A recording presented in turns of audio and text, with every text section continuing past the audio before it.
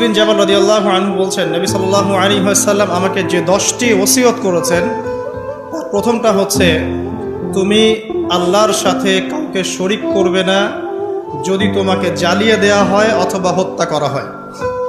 1 number, লা তুশরিক বিল্লাহি শাইআ, আল্লাহ পাকের সাথে বিন্দু মাত্র কাউকে শরীক করবে না। ওয়া ইন কুতিলতা ওয়া হুররিতা, যদি তোমাকে হত্যা করা হয় অথবা তোমাকে পুড়িয়ে ফেলা হয়। 1 নাম্বার। 2, ওয়ালা তাউক্কান্না ওয়ালিদাইক, তুমি তোমার পিতা মাতার অবাধ্য হবে না যদিও তারা তোমাকে তোমার সম্পদ এবং পরিবার থেকে বঞ্চিত করে। 3, ওয়ালা তাতরুকান্না সলাতাল মাকতুবাতা মুতাআম্মিদান, কোশ্চিনকালেও কখনোই, ওয়ালা তাতরুকান্না এখানে তাকিদ দেওয়া হয়েছে, অর্থাৎ কোনো অবস্থাতেই তোমার উপরে যে ফরজ সালাত আছে এটাকে ইচ্ছাকৃতভাবে ছেড়ে দিবে না। ওয়ালা তাতরুকান্না সলাতাল মাকতুবা মুতাআম্মিদান, ইচ্ছাকৃতভাবে কখনো তোমার উপরে যে ফরজ সালাত আল্লাহ পাক নির্ধারণ করেছেন এটাকে কখনোই ছেড়ে দিবে না। কারণ অন্য হাদিসে আছে যে মান তারাকা সলাতা মুতাআম্মিদান ফাকাদ কাফার, যে ব্যক্তি ইচ্ছাকৃতভাবে ফরজ সালাতকে ছেড়ে দিল সে ব্যক্তি কুফরি করলো। অনেক আলেম বলেছেন সে ব্যক্তি মুসলিমদের লিস্ট থেকে নাম কাটা পড়ে গেল, সে কাফের হয়ে গেল। এটা অনেক আলেমের বক্তব্য। আর এই হাদিসের মধ্যে নবী সাল্লাল্লাহু আলাইহি ওয়াসাল্লাম বলছেন ফাকাদ বারিআত মিন জিম্মাতিল্লাহ, যদি কেউ আল্লাহ রাব্বুল আলামিনের জিম্মায় থাকতে চায় সে যেন ফরজ সালাত আদায় করে।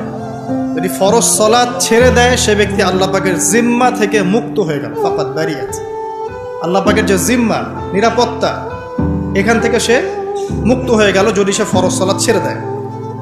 4 নাম্বার, ওয়ালা তাশরাবান্নাল খামর, কোনো অবস্থাতেই মদ পান করবে না। ওয়ালা তাশরাবান্নাল খামর, কোনো অবস্থাতেই মাদক দ্রব্য সেবন করবে না। ফাইন্নাহু রাসু কুল্লি ফাহিশা, কারণ এটা যত রকম ফাহিশা কাজ আছে, যত ফাহিশা নোংরা কাজ আছে এর রস মানে মাথা। যত রকম পাপ আছে পৃথিবীতে, ফাহেসা কাজ আছে, অশ্লীল কাজ আছে, এর মাথা হচ্ছে মাদকদ্রব্য সেবন করা। 5 নাম্বার, ওয়া ইয়াকা ওয়াল মাসিয়াহ, যত রকম কবিরা গুনাহ আছে এই কবিরা গুনাহগুলো থেকে হে মুআজ তুমি বেঁচে থাকবে। কারণ আল মাসিয়াতু হাল্লা সাখতুল্লাহ, কারণ মাসিয়া বা আল্লাহর অবাধ্যতা আল্লাহর ক্রোধটাকে হালাল করে ফেলে। মানে আল্লাহ পাক রাগান্বিত হন যখন মানুষ কবিরা গুনাহে লিপ্ত থাকে। আল্লাহ পাক আমাদের সবাইকে কবিরা গুনাহ থেকে বাঁচিয়ে রাখুন, আমিন। 6, ওয়া ইয়াকা ওয়াল ফিরার মিনাস সাহফি ওয়া ইন হালাকান নাস, যুদ্ধের মাঠ থেকে কখনো পালিয়ে যাবে না হে মুআজ, যদি দেখো তোমার জীবদ্দশায় মুসলিমদের সাথে কুফফারদের জিহাদ হচ্ছে, যুদ্ধ হচ্ছে, তাহলে যুদ্ধের মাঠ থেকে কখনো পালিয়ে যাবে না। ওয়া ইন হালাকান নাস, যদি সমস্ত মানুষ ধ্বংস হয়ে যায়, সবাই ধ্বংস হয়ে যায়, তারপরেও হে মুআজ তুমি যুদ্ধের মাঠ থেকে পালিয়ে যাবে না। 6, 7, ওয়াইদা আসাবান নাসু মাউতুন ওয়া আনতা ফীহিম ফাসবুত, যদি দেখো যে তুমি এমন একটা জনগোষ্ঠীর মধ্যে আছো যেখানে মহামারী দেখা দিয়েছে, যদি দেখো যে এমন একটা অবস্থায় তুমি আছো যে মানুষের মধ্যে মহামারী দেখা দিয়েছে আর তুমি সেখানেই অবস্থান করছো, ফাসবুত, তাহলে সেখানেই থাকো, এখান থেকে অন্য কোথাও যেও না। কোয়ারেন্টাইন, বুঝতে পারছেন? তাহলে সেখান থেকে অন্য কোথাও যেও না।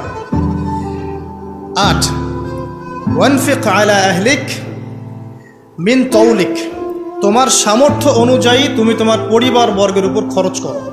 আল্লাহ পাক তোমাকে যে সামর্থ্য দিয়েছেন এই সামর্থ্য অনুযায়ী তুমি তোমার পরিবার বর্গের উপরে খরচ করো। 9, ওয়ালা তারফা আনহুম আসাকা আদাবান, পরিবার বর্গের উপর থেকে কোশ্চিনকালেও আদবের লাঠি উঠিয়ে নিবে না।